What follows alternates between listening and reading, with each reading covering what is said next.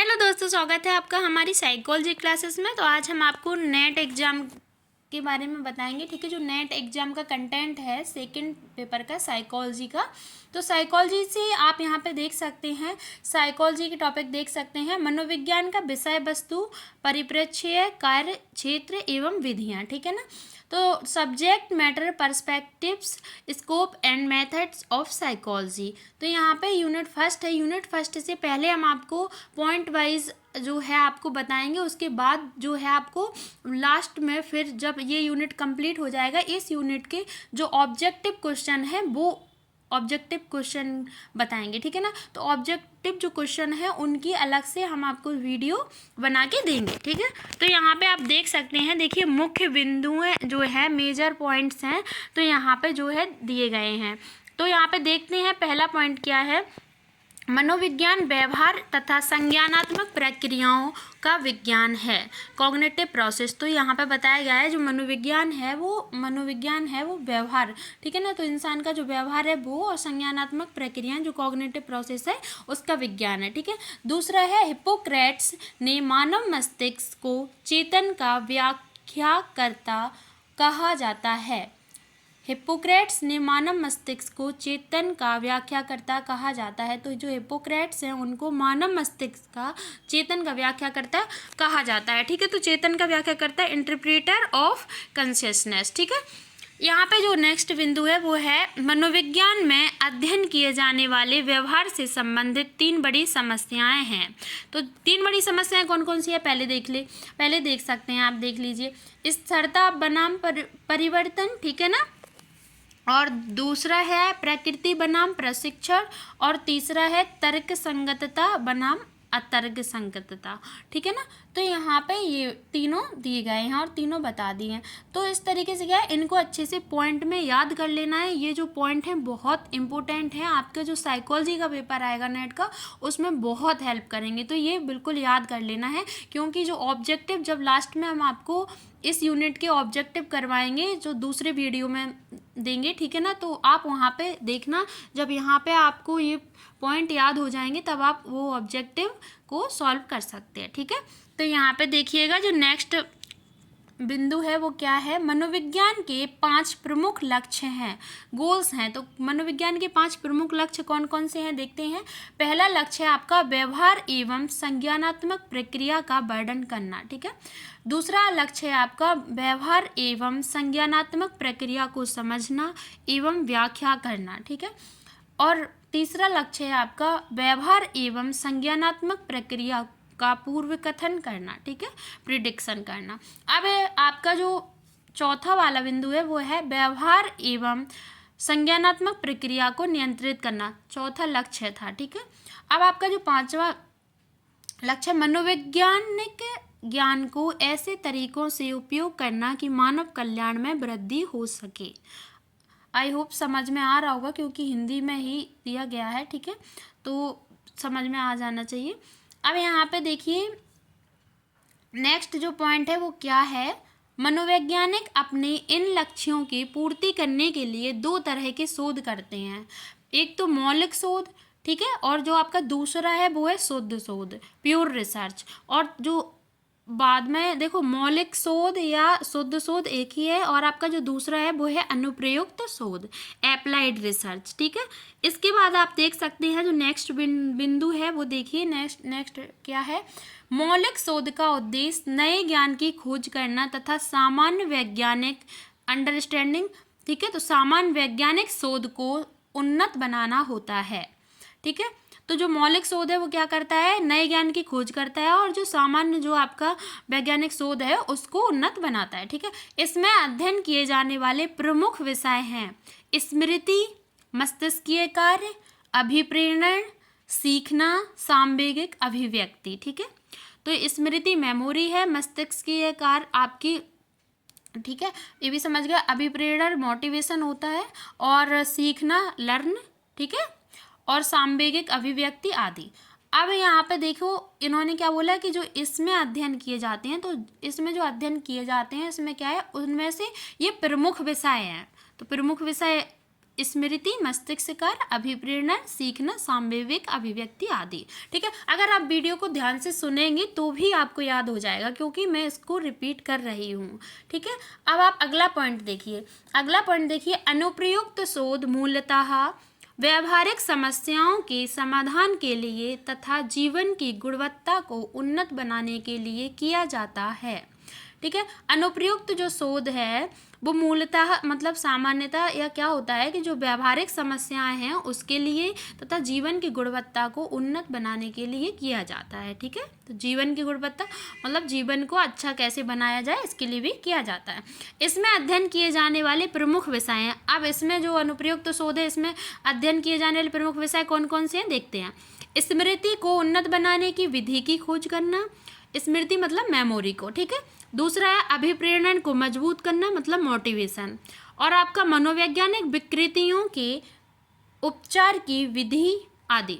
जो मनोवैज्ञानिक विकृति हैं, जो आपके मेंटल डिसऑर्डर हैं, उनके लिए उनका ट्रीटमेंट कैसे किया जाए, इन विधि का जो है प्रमुख विषय हैं, इनका अध्ययन किया जाता है। ठीक है, अब यहाँ पे आप देख सकते हैं नेक्स्ट जो पॉइंट है वो क्या है, नवीनतम संशोधन, लेटेस्ट रिवीजन के अनुसार, नवीनतम संशोधन के अनुसार अमेरिकन मनोवैज्ञानिक संघ।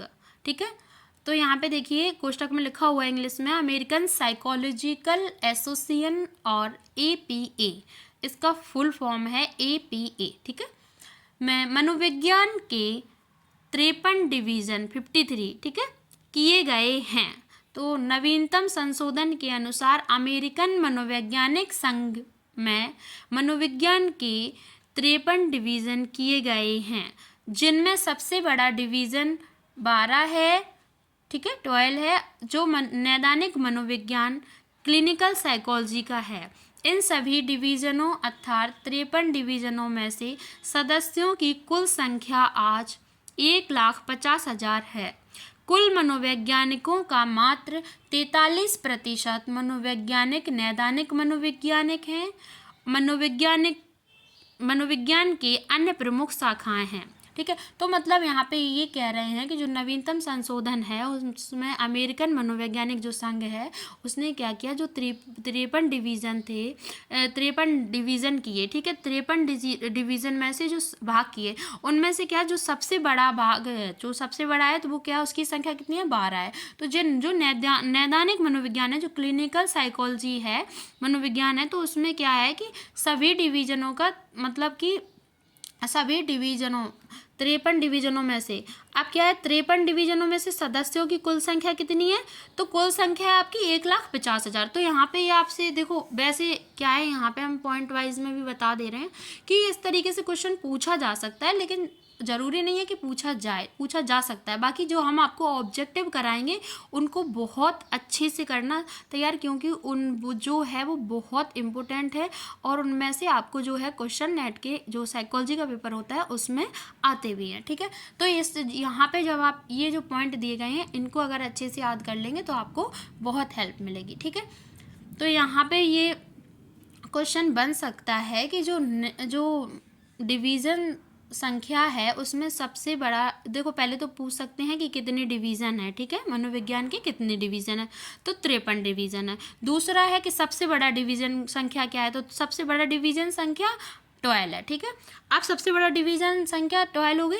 अब इसमें क्या है, नैदानिक मनोविज्ञान का इस डिवीज़नों में 53 डिवीज़नों में से कुल संख्या कितनी है, तो कुल संख्या आज लगभग 1,50,000 है। ठीक है, कुल मनोवैज्ञानिकों का मात्र 43%। अब समझो जो कुल मनोवैज्ञानिक है उनका कितना, 43% तो नैदानिक मनोवैज्ञानिक है, मतलब कि क्लिनिकल साइकोलॉजिस्ट हैं। ठीक है, अब यहाँ पे देखिए, अब यहाँ पे आप देख सकते हैं मनोविज्ञान के अन्य प्रमुख शाखाएं हैं। तो प्रमुख शाखाएं कौन कौन सी हैं, प्रयोगात्मक मनोविज्ञान, दैहिक मनोविज्ञान, समाज मनोविज्ञान, संगठनात्मक मनोविज्ञान और आपका आदि, इतने हैं। ठीक है, यहाँ पे मनोविज्ञान के कुछ नए उभरते शाखा हैं। पहला है पर्यावरणीय मनोविज्ञान। ठीक है, इसके बाद आप दूसरा देख सकते हैं, आपका दूसरा है स्वास्थ्य मनोविज्ञान, खेलकूद का मनोविज्ञान, राजनीति मनोविज्ञान और गिरोह मनोविज्ञान, इकोनॉमिक मनोविज्ञान तथा यातायात एवं परिवहन मनोविज्ञान। ठीक है, तो यहाँ पे इतने हो गए। अब इसके बाद देख सकते हैं आप अमेरिकन मनोवैज्ञानिक सोसाइटी, जो तुलनात्मक रूप से एक नया संगठन है, में मात्र 2 दशक के करीब 12,000 सदस्य हैं, जो लगभग सभी के सभी शोधकर्ता हैं। एपीए तथा एपीएस दोनों में विभिन्न देशों के मनोवैज्ञानिक एवं शोधकर्ता सदस्य हैं। तो ये कह रहे हैं अमेरिकन मनोवैज्ञानिक जो सोसाइटी है, अमेरिकन साइकोलॉजिकल सोसाइटी और एपीएस, इसको क्या है शॉर्ट में एपीएस कहते हैं। ठीक है, तो तुलनात्मक रूप से एक जो है एक नया संगठन है। ठीक है, अब क्या है मात्र 2 दशक के करीब, तो जो 2 दशक के करीब कितने सदस्य हैं इसमें 12,000। ठीक है, जो लगभग सभी क्या है शोधकर्ता मतलब रिसर्चर्स हैं। ठीक है, अब यहाँ पे इन्होंने बोला है एपीए तथा एपीएस दोनों में विभिन्न देशों के मनोवैज्ञानिक एवं शोधकर्ता हैं। तो जो एपीए है ए है, ऐसे ही एपीएस भी है, और इन दोनों में अलग अलग देशों के मतलब विभिन्न, ठीक है ना, विभिन्न का मतलब है अलग अलग देशों के जो मनोवैज्ञानिक हैं और शोधकर्ता है। ठीक है, तो यहाँ पे ये वाला पॉइंट था, ये भी बता दिया है। और जो यहाँ पे देखो अलग अलग बताया गया था कि मनोविज्ञान के उभरते शाखा कौन कौन से हैं। तो पर्यावरणीय मनोविज्ञान, रिपीट कर देते हैं, आप याद भी कर सकते हो। पर्यावरणीय मनोविज्ञान, स्वास्थ्य मनोविज्ञान, खेलकूद का मनोविज्ञान, राजनीतिक मनोविज्ञान, गिरोह मनोविज्ञान, ठीक है, गिरोह मनोविज्ञान, और आपका इकोनॉमिक मनोविज्ञान तथा यातायात एवं परिवहन मनोविज्ञान। ठीक है, तो यहाँ पे आप देख सकते हैं इन्वायरमेंटल साइकोलॉजी, इंग्लिश में देख लो, environmental psychology, health psychology, sports psychology, political psychology, गिरोह साइकोलॉजी, इकोनॉमिक साइकोलॉजी और आपका ट्रांसपोर्ट एवं ट्रैफिक साइकोलॉजी। ठीक है, तो यहाँ पे आपका इतना आ गया है। अब हम आपको जो नेक्स्ट वीडियो होगा उसमें हम आपको यहाँ से जो इसके नेक्स्ट पॉइंट है वो हम आपको बताएंगे। ठीक है ना, उसके बाद जो है आपका जब ये चैप्टर जो यूनिट है ये कंप्लीट हो जाएगा, उसके बाद इसके जो ऑब्जेक्टिव दिए गए हैं वो हम आपको उस वीडियो में नेक्स्ट वीडियो में दिखाएंगे। ठीक है ना, तो तब तक के लिए आप वीडियो को लाइक करें, चैनल को सब्सक्राइब करें, वीडियो को शेयर करना बिल्कुल ना भूलें। Thank you so much. आशा करते हैं आप सभी को वीडियो पसंद आया होगा। मिलते हैं नेक्स्ट वीडियो में। आप नेट एग्ज़ाम के लिए यहाँ पे साइकोलॉजी पढ़ सकते हैं और साइकोलॉजी एग्ज़ाम की प्रिपरेशन कर सकते हैं। Thank you.